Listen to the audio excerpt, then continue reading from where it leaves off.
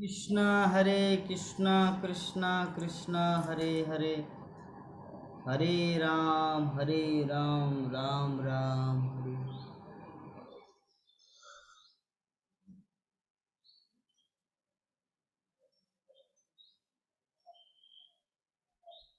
हरे कृष्णा कृष्णा कृष्णा हरे हरे हरे राम राम राम हरे हरे।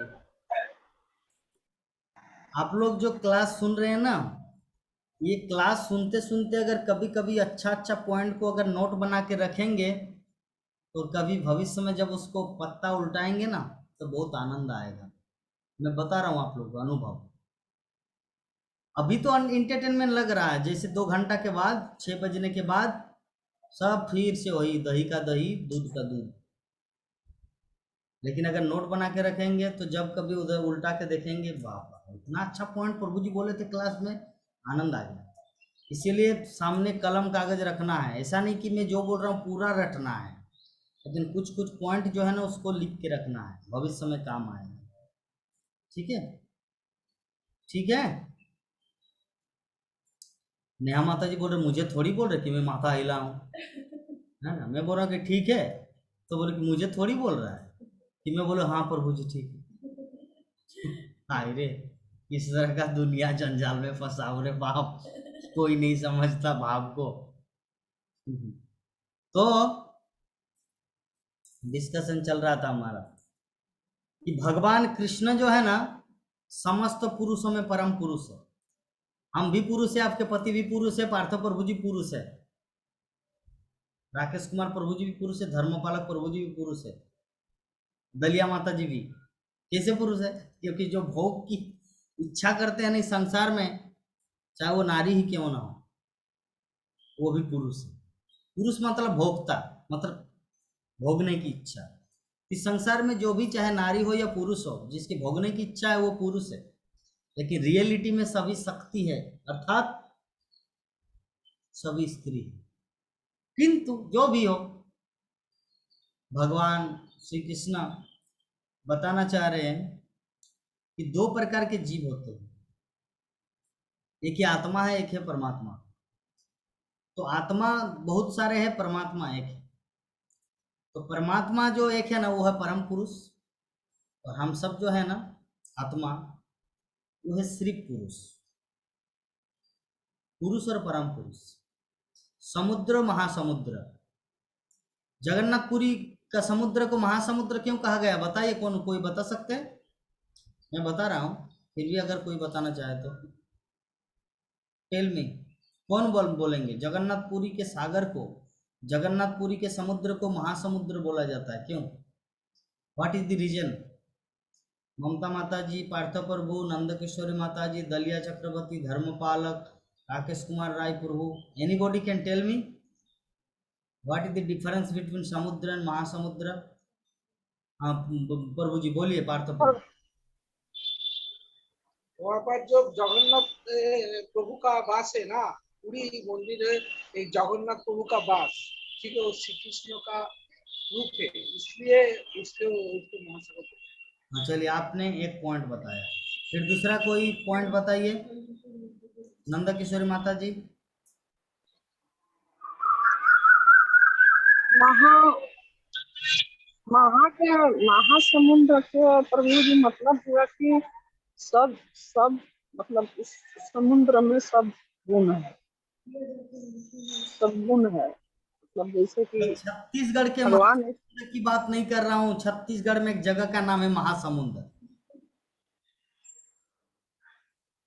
ठीक है। जैसे प्रभु जी भगवान है ना, भगवान नहीं नहीं, सब मन की सबका। कल्पना से कुछ नहीं बोलना चाहिए। अगर पता नहीं तो बोलना कि प्रभु जी नहीं पता, आप ही बोल दीजिए। मैं थोड़ा इसीलिए बोल रहा था कि अगर किसी को पता है महासमुद्र क्यों कहा जाता है, अटलांटिक महासागर को तो महासमुद्र नहीं बोला जाता। हरे कृष्णा, दंडवत प्रणाम प्रभु जी। हाँ प्रभु जी बोलिए। प्रभु जी, भगवान के फादर इन लॉ ससुर भी हैं, वहाँ के जो समुद्र देवता हैं वो भगवान के ससुर भी हैं, फादर इन लॉ भी हैं। ससुर होने से किसको ये भी महान माना जाएगा? आपका ससुर को, मान लीजिए आप भक्त है, आपका ससुर भक्त नहीं है, एक एग्जाम्पल। तो आप भक्त है इसलिए आपका ससुर है, तो क्या आप उसको बोलेंगे आप तो महान है, क्यों? क्योंकि आप मेरे ससुर है? नहीं, भगवान महान है और उनका ससुर है, इसका मतलब है नहीं कि वो महान है। चलिए इसका रीजन बता रहे हैं कि पुरी के समुद्र को महासमुद्र क्यों बोला जाता। नोट करके रखना, सभी खाता कलम निकालिए, फिर बोलूंगा। खाता कलम नहीं निकालेंगे तो नहीं बोलूंगा, पहले खाता कलम निकाल के रखिए कि पुरी के समुद्र को क्यों महासमुद्र बोला जाता है। आप लोग जो बोले सब पॉइंट अच्छा है, लेकिन रियलिटी में महासमुद्र कब हुआ? खाता कलम निकाले नेहा माता जी, या अपने स्मरण शक्ति को बहुत पावरफुल मानते हैं कि मैं कभी भूल नहीं सकती? बताइए। कलम निकालिए, कलम दिखाइए, कलम दिखाइए, सभी हाथ उठा के कलम दिखाइए। पेन, हाँ ठीक है। तो ठीक है, जब हरिदास ठाकुर अपने शरीर को त्यागे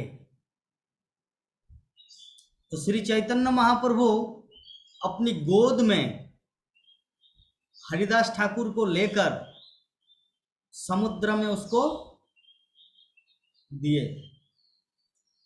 और उसके बाद चैतन्य महाप्रभु ने बोला कि आज तक ये पुरी का समुद्र समुद्र था, लेकिन हरिदास ठाकुर जैसे महान महान महान महान परम वैष्णव नामाचार्य इसलिए हरिदास ठाकुर इस जल में समाहित हुए, जिसके कारण आज ये जल, आज ये समुद्र महासमुद्र में परिणत हुआ। लिखे, लिखना हो गया? एक बार और प्रभु जी रिपीट करिए। हरिदास ठाकुर को जानते हैं? नामाचार्य ठाकुर, हरिदास ठाकुर। हाँ। तो हरिदास ठाकुर का जब ये शरीर को त्यागे तब महाप्रभु अपनी गोद में लेकर हरिदास ठाकुर को वहां पर समुद्र में उनको समाधि दिए, जल समाधि।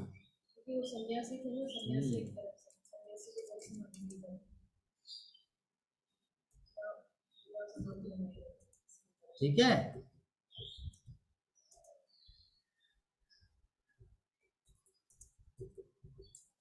समझ गए सभी?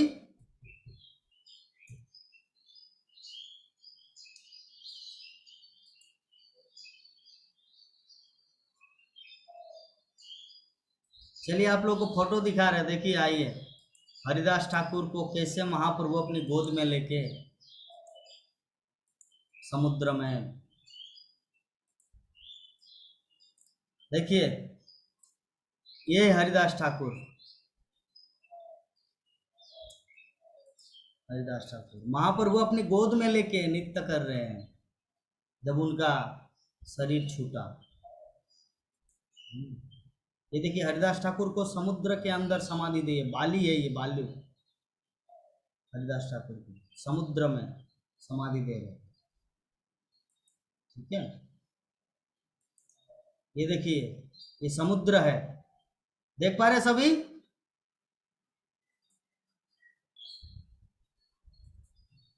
ये समुद्र है, ये जगन्नाथ मंदिर।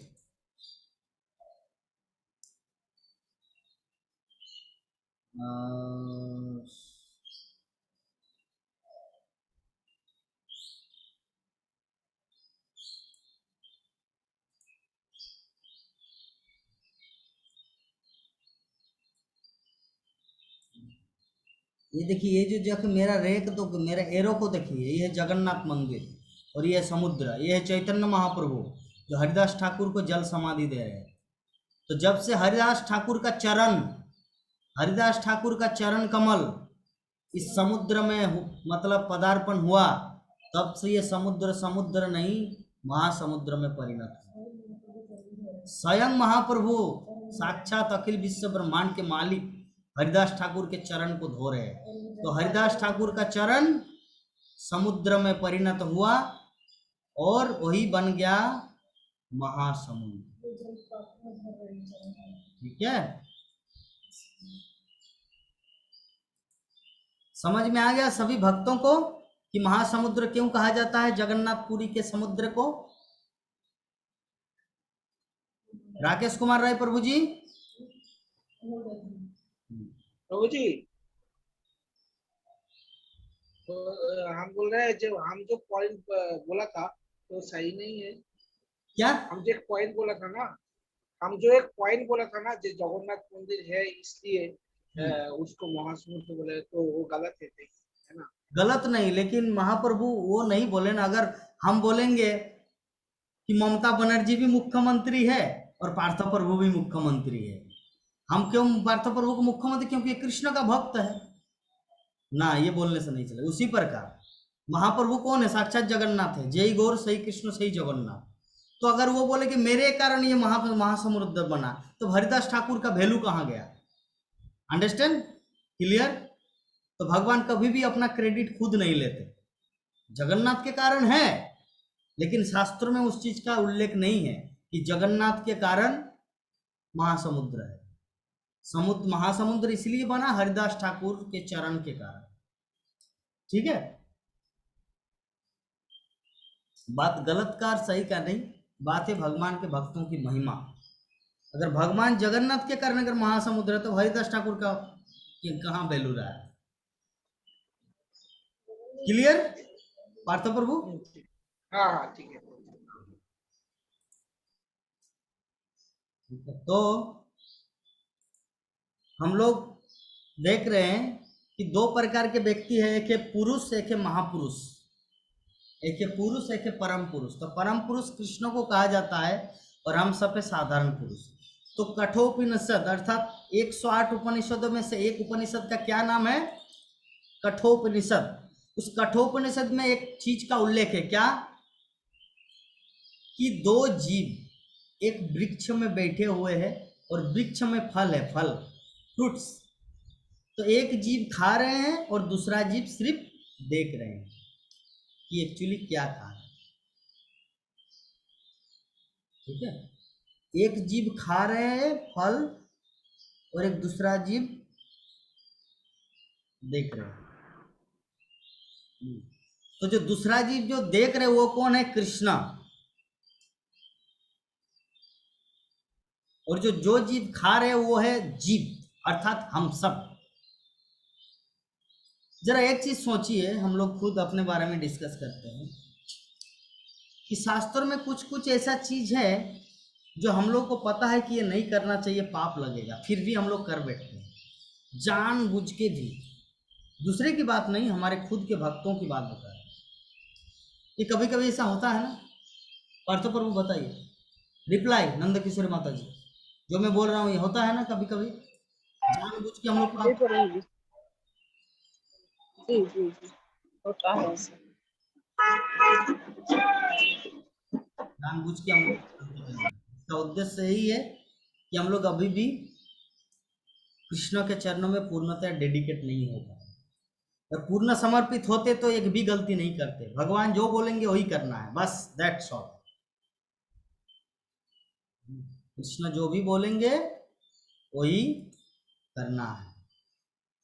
ठीक है, तो भगवान श्री कृष्ण है परम पुरुष, हम हैं पुरुष।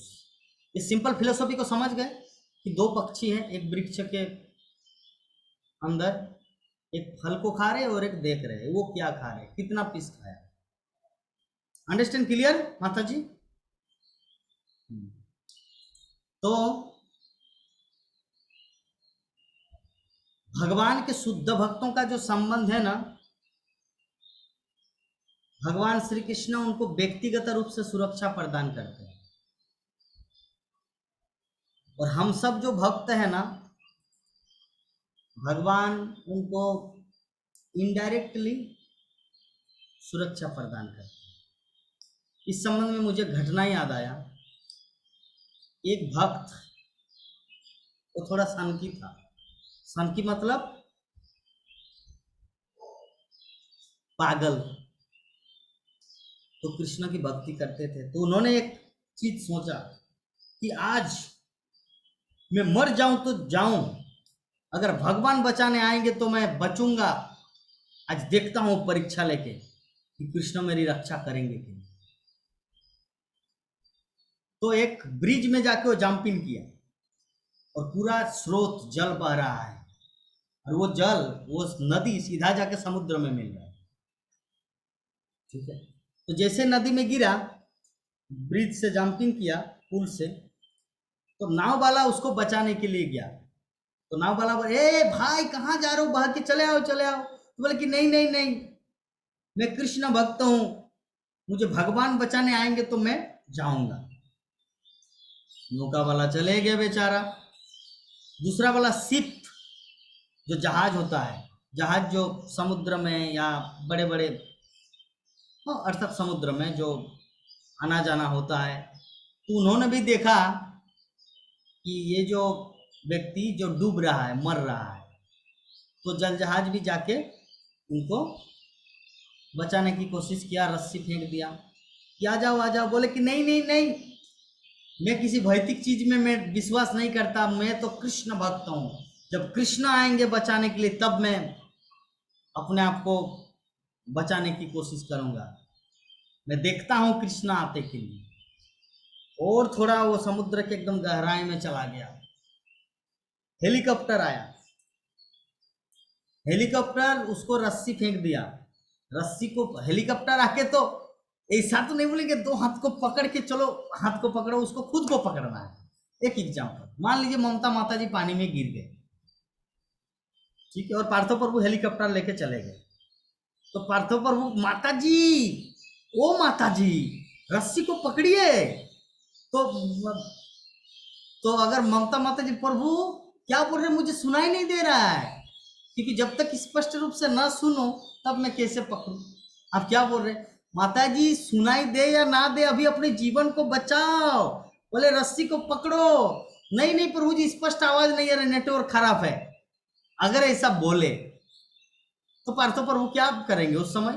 क्या नहीं नहीं मुझे ही जंपिंग करना और माता जी को हाथ को पकड़ा के रस्सी में, क्या ऐसा करेंगे? तब तो वो खुद डूबेगा। तो जो बचने वाला है उनको खुद को थोड़ा सा प्रयास करना है। तो हेलीकॉप्टर आया तो कितना बार उनको ट्राई करे कि रस्सी फेंक दे, लेकिन फिर भी वो पकड़ने को तैयार नहीं है। तो व्यक्ति मर गया, जमलोक चले गए। उसके बाद जमराज को बोल रहे कि मुझे भगवान से मिलना है। बोले कि क्या काम है? बोले कि उन्होंने मुझे बचाया क्यों नहीं। तो कृष्ण आया उनके पास, बोले क्या हुआ बताओ। बोले कि प्रभु मैं आपको इतना बार चिल्ला रहा था कि आप मुझे बचाइए बचाइए बचाइए, तो आप मेरे पास आए क्यों नहीं? तो भगवान श्री कृष्ण बोले कि क्या मैंने आपको नहीं बचाया? बोले कि कहाँ बचाया, आप तो आए नहीं। बोले कि पहले नाविक के रूप में आया, फिर जहाज के रूप में आया, फिर हेलीकॉप्टर के रूप में आया, फिर भी तुमको पता ही नहीं चला कि मैं आया हूं आपको बचाने के लिए। बोले कि नहीं प्रभु जी, मुझे तो आपका दर्शन करना था। तो कृष्ण को बोले कि तुमको पता है मैं कैसे दिखता हूं? बोले कि नहीं। आपको पता है कि मैं मयूर पक्ष लगाता हूं कि नहीं, मैं कहाँ रहता हूं, भगवत धाम में रहता हूं, कहाँ पे रहता हूं, क्या नहीं रहता हूं? तो आपको पता कैसे चला कि मैं आया था कि नहीं आया था? इस घटना के माध्यम से हम सबको क्या समझने को मिल रहा है कि कृष्ण अगर हमारे पास आएंगे भी ना, फिर भी हम लोग इतने बड़े बुद्धू है, इतने बड़े बुड़बक है, इतने महामूर्ख है, उसको पहचान ही नहीं पाएंगे। क्योंकि हम लोग की आंखें जो है ना, काला चश्मा लगा हुआ है। कृष्ण हमारे पास आते हैं, इतना सुख सुविधा हम लोग को जो मिल रहा है, ये कृष्ण नहीं है। कृष्ण कृपा और कृष्ण में अंतर क्या है? ये जो हमारे नंद किशोरी माता जी अपनी माँ को देखने के लिए गए थे, प्रभु हे भगवान हे कृष्णा, मैं थोड़ा अपनी माँ को अंतिम सांस में देख पाऊं, कितना प्रार्थना किया था, क्या भगवान ने नहीं सुना? तभी बोले नहीं प्रभु जी, डॉक्टर ने बहुत दवा दिए थे ना, इसीलिए मेरी माँ बची। कृष्ण का कृपा, नहीं प्रभु जी, ऐसा बोलने से ऐसा बात नहीं, तो सब कुछ भगवान ही कृपा से होता है। हाँ, तो जहाज के रूप में आया, नौका के रूप में आए, शिप, हेलीकॉप्टर के रूप में आए, फिर भी वो व्यक्ति अंधा देख ही नहीं पाए और अपने आप को बचाया भी नहीं, वो मर गया। तो हमारी स्थिति ऐसा ना हो जाए। हरे कृष्णा प्रभु जी। हाँ बोलिए। प्रभु जी आए उसके एक दिन बाद मेरे को तो यहाँ खाने में बड़ी दिक्कत हुई, बहुत दिक्कत हुई। यहाँ लहसुन बिना लहसुन प्याज के बन ही नहीं रहा है कुछ। कितना जगह पूछे कि भाई लहसुन प्याज मतलब बिना लहसुन प्याज के कहीं है कोई ये ऐसा होटल है? बोला लोग कि नहीं, यहाँ नहीं, ऐसा नहीं होता है। 2 बार 3 बार पूछा गया था।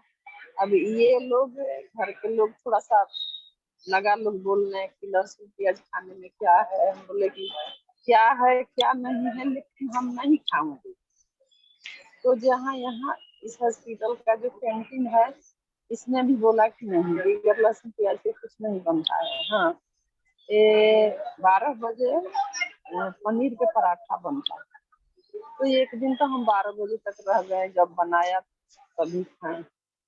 उसी दिन पता लगा कि 1-1.5 किलोमीटर यहाँ इस्कॉन है, और वहां से कौन तो गोविंदा से स्नैक्स की क्या चीज करके लोग जोमेटो से क्या चीज से लोग मंगाता है। एगो भक्त मिल गए यहीं पे, मेरी माँ भर्ती हुई है उसी सामने है। तो गए थे माँ से मिलने, तो माँ के पास थोड़ा कीर्तन करने लगे, थोड़ा सा आवाज में हरे कृष्णा मतलब ताली बजा बजा। वो भक्त सुने तो उनको डॉक्टर ध्यान रोज नाश्ता दे रहे थे पोहा। तो उसमें प्याज, पोहा में तो प्याज पड़ता है। तो वे बोल रहे हैं कि नहीं, ये हम नहीं खाते हैं, प्याज वाला नहीं खाते। तो डॉक्टर से बोले कि ये सामने में जो है ना, वे कृष्ण मतलब वे इस्कॉन के डिवोटी मतलब भक्त है। और डॉक्टर पूछे, हम तो नहीं सुने, लेकिन मेरी बहन से बताएं। तो बोले कि आप यहीं रहते हो तो मेरे को नाश्ता दे दे, मतलब नाश्ता हमको जितना दिन हॉस्पिटल में रहेंगे उतना दिन बिना लहसुन प्याज के नाश्ता मिल जाएगा। तो मेरी बहन बोली कि नहीं, हम लोग तो खुद खोज रहे हैं, मेरी ही बहन इस्कॉन में है, आई है, उन्हीं के लिए हम खोज रहे हैं कि इनका भी बिना लहसुन प्याज के कहीं मिलेगा तो इनको ये चलेगा। घर बहुत दूर है, आदमी है ही नहीं कि वहां से ले आएगा। तो हम भगवान के बहुत बहुत धन्यवाद दिए। वो जो कृष्ण भक्त जो भर्ती है, उनकी वाइफ इस्कॉन से मंगाती है, तो उनसे भेंट हो गई और उन्हीं से बोले, और ये ऑनलाइन वाला वही बताएं। तो प्रभु जी वही हो रहा है। तो हम भगवान के धन्यवाद दिए कि चलो भगवान तो कहीं से कहीं ना व्यवस्था तो किए मेरे को। हरे कृष्णा प्रभु जी, भगवान पे तो बहुत विश्वास है। अब देख मेरी माँ कहे अब बढ़िया से बात हो रही है, अब तो अच्छी लग रही हैं। 3 बार तो बची, अब भी फिर भी बचेंगी। कह रहे हैं कि प्रभु जी ये भगवान मतलब कि चलो अच्छा हो जाओगी, कृष्ण भगवान के भजन करो साथ में, और उन्हीं वही तुम्हारे मुक्ति दे। बहुत सुंदर, हरे कृष्णा प्रभु जी। बहुत सुंदर माता जी। देखिए, तो आप हृदय में भगवान से प्रार्थना करते थे कि मुझे किसी न किसी रूप में, हे प्रभु, थोड़ा सा आपका प्रसाद हम मिला दो। और देखिए, कृष्ण की कृपा से एक भक्त भी मिल गया, और भक्त जहाँ से मंगवाते हैं, जैसे खुद घर से बनाते हैं, अभी आपका कितना सुविधा हो गया। तो अगर आप बोलते अरे मैं तो डायरेक्ट कृष्ण ला देते तब मैं खाऊं, तब ठेपो मिलेगा। इसीलिए सर्वदा हम लोगों को कृष्ण के प्रति कृतज्ञ रहना है। तो हम लोग समझ गए हॉस्पिटल में भी, हाँ हरे कृष्णा प्रभु जी, इस हॉस्पिटल में भी उस दिन जो हम भजन जो गाए ना, कीर्तन जो किए ना माँ के पास, तो कुछ डॉक्टर और सिस्टर लोग सुनी। तो इतना खुश हुई, मतलब इतना खुश हुई कि कुछ कुछ लोग हरे कृष्णा कहते हैं तो वो लोग भी हरे कृष्णा कहते हैं। तो यही तो भगवान की सब गुणगान में है प्रभु जी। हरे कृष्णा प्रभु। इसी प्रकार सबको हरे कृष्ण बोलना है। मैडम हरे कृष्ण माता जी, थोड़ा देखिए ना, मेरी माँ को पानी चाहिए क्या या सलाइन चाहिए, तो हरे ठीक है। हाँ, जी प्रभु। बहुत सुंदर। तो हम लोग डिस्कस कर रहे थे कि परीक्षित महाराज एक ऐसे व्यक्तित्व थे जो भगवान पर्सनली उनकी रक्षा करते थे। दो तरह के भक्त होते, एक है इनडायरेक्टली और एक है डायरेक्टली। परीक्षित महाराज को कैसे सेवा किए भगवान? डायरेक्टली। और नंद किशोरी माता जी को कैसे सेवा किए? इनडायरेक्टली। और वो जो मछुआरे अर्थात वो जो समुद्र में बह के मर रहा था, उनको कैसे सेवा किया था भगवान? इनडायरेक्टली।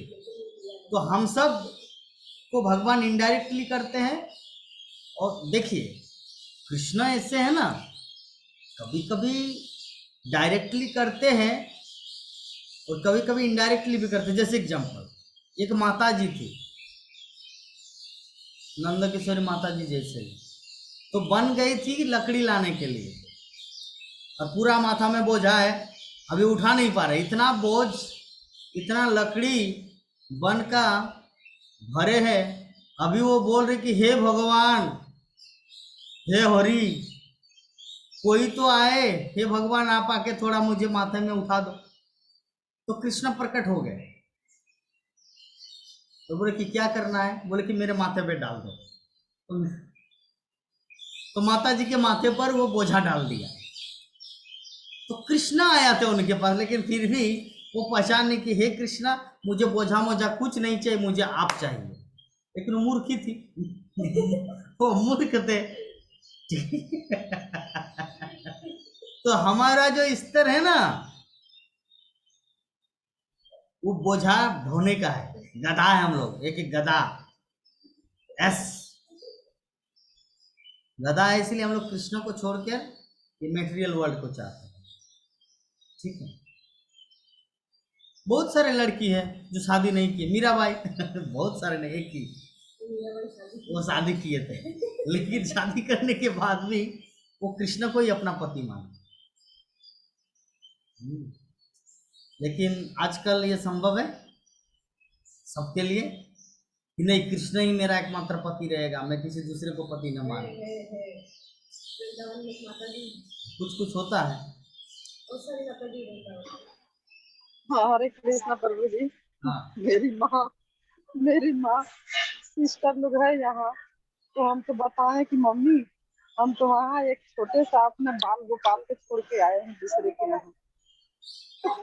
आज बोल रही है क्या सिस्टर लोग से, ए बेटी ये हमारी बेटी है ना, ये कृष्ण भगवान पति है इसका। माँ हमारी बोल रही है उन लोग से, हम तो हमारी तरफ ताक रही है उन लोग सिस्टर लोग। कृष्ण भगवान पति है, मतलब बोलती हैं, कभी संश्लेष होकर बोल रही हैं, कभी कुछ बोल देती हैं, कभी कुछ बोल देती हैं। बहुत सुंदर। अभी लगता है कि भगवान, अभी लगता है प्रभु जी की भगवान अभी उनको मतलब मचा रहे हैं।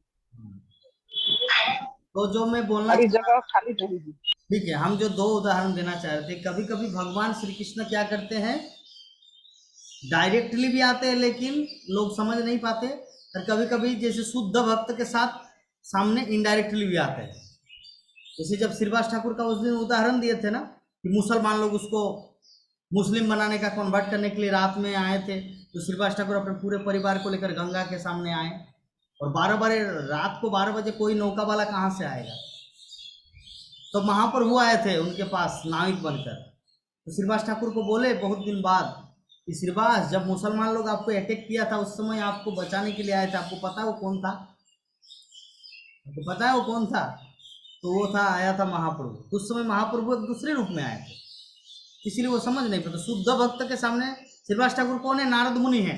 तो नारद मुनि कौन है? विश्व जगत गुरु है, वो सबको दीक्षा देते हैं। ऐसे भक्तों के सामने भी भगवान स्वयं रूप में नहीं आते, इनडायरेक्टली आए। और ये जो बूढ़ी माता जी जो लकड़ी उठाने के लिए, लकड़ी मतलब बोझा ढोने के लिए बन गई थी, जो कभी जीवन में कृष्ण का नाम ही नहीं जानते, उसके सामने साक्षात कृष्ण आए थे। तो दैट मीन्स भगवान कभी कभी इनडायरेक्टली हमारे पास आते हैं, कभी कभी डायरेक्टली हमारे पास आते हैं, लेकिन हमारे पास वो आंखें नहीं है समझने का, देखने का, सुनने का। इसीलिए हम लोग को श्रीमद् भागवतम से ज्ञान लेना है और अपने जीवन को संचालन करना है, ताकि किसी भी तरीके से, किसी भी माध्यम से हम लोग ठग न जाए, जीवन की किसी भी पहलू में ठग न जाए कि हे प्रभु आप आए थे लेकिन मैं पहचान नहीं पाया, है ना। जानते हैं ना जो जयदेव गोस्वामी का वो घटना, जयदेव गोस्वामी एक पद लिख रहे थे, कौन सा, कि राधा रानी मान किए है, मान मतलब गुस्सा किए है, किसके प्रति, कृष्ण के प्रति, और कृष्ण ने उनको मनाने का भरसक प्रयास किया था। जितना A to Z जितना टेक्निक था उनके पास, 16 कला सब कुछ अपनाए थे, फिर भी राधा रानी को मना नहीं पाए। तो अंत में उन्होंने एक चीज किया था, किसको पता है कि जो राधा रानी मान गई, किसको पता है, बोलिए।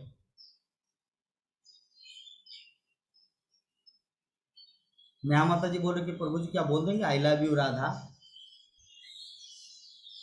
इसके बाद माने, नहीं प्रभु जी नहीं पता। नहीं पता, तो मैं बोल रहा हूं। तो भगवान श्री कृष्ण ने सोचा कि मैं सब कुछ टेक्निक अपनाया, हमें तुम्हारे भालोबासी, मैं तुमसे प्यार करता हूँ, आई लव यू, विभिन्न प्रकार का। एक्चुअली उनका प्रेम स्तर बहुत अलग है।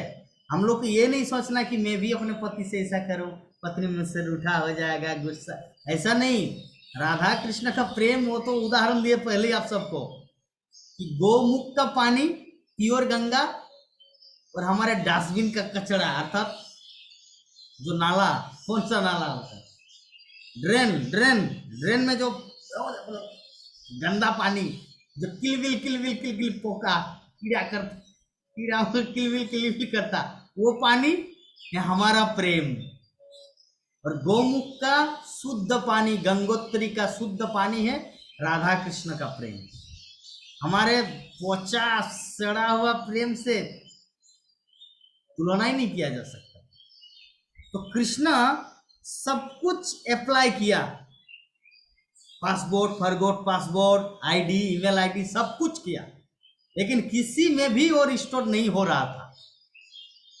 तब कृष्ण ने क्या किया था आप सबको पता है, डायरी निकालिए, बता रहे हैं। भगवान श्री कृष्ण चरण को पकड़े थे राधा रानी का, राधा रानी के चरण को पकड़े थे। अखिल विश्व ब्रह्मांड के मालिक राधा रानी के चरण को पकड़े थे।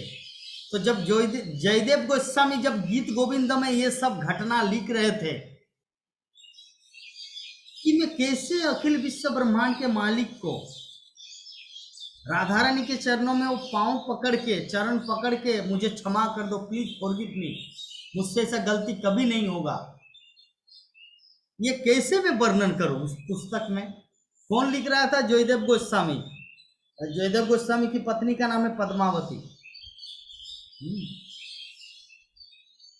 तो ये लिखने ही वाले थे और कलम को रोक दिया और चले गए स्नान करने के लिए, चले गए स्नान करने के लिए। तो 2 मिनट बाद, अर्थात जोगमाया शक्ति से 2 मिनट बाद भगवान श्री कृष्ण जयदेव के रूप में आए, घर में घुसे। वो जहां पे वो जो नहीं लिख पा रहे थे जयदेव गोस्वामी, उसको पूरा किया। जहां से कलम को छोड़ा था वो कलम वहां से लिखा कि हाँ, राधा रानी के चरणों को भगवान श्री कृष्ण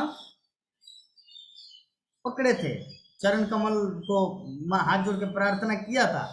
लिखने के बाद जो पद्मावती जो सब्जी, राइस, दाल, सब्जी, बैगन, जो भी सब्जी बनाए थे वो खाए। और उसके बाद वो क्या किया, जयदेव गोस्वामी अंदर में जाके सोए, मतलब आराम करने के लिए विश्राम कक्ष में गए।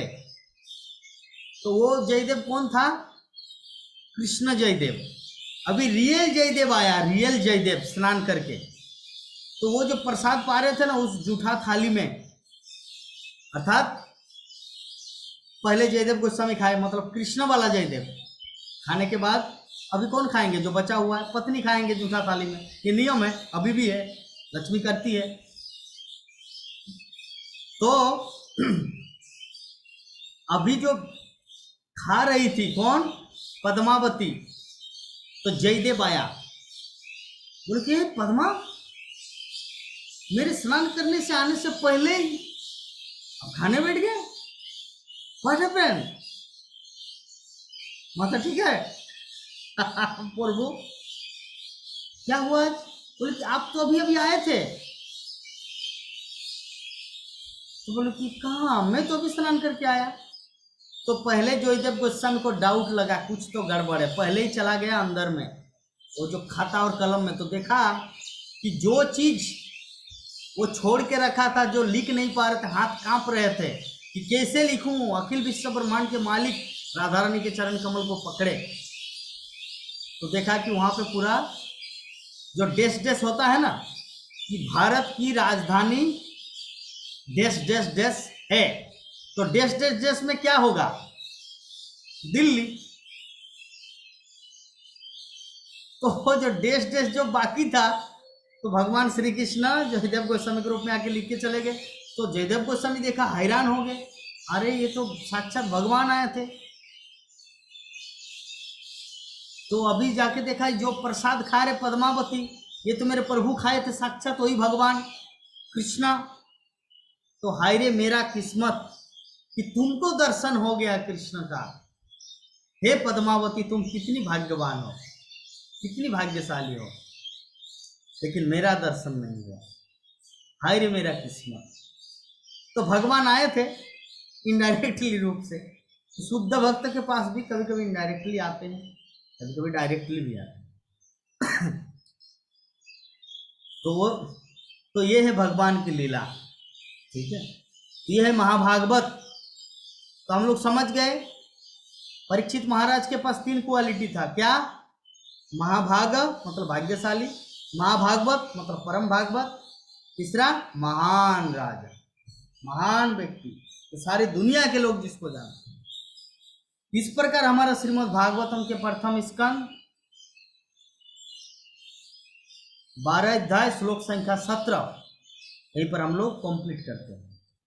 अगर इस संबंध में किसी भक्त का कुछ प्रश्न हो तो आप लोग पूछ सकते हैं। हरे कृष्ण।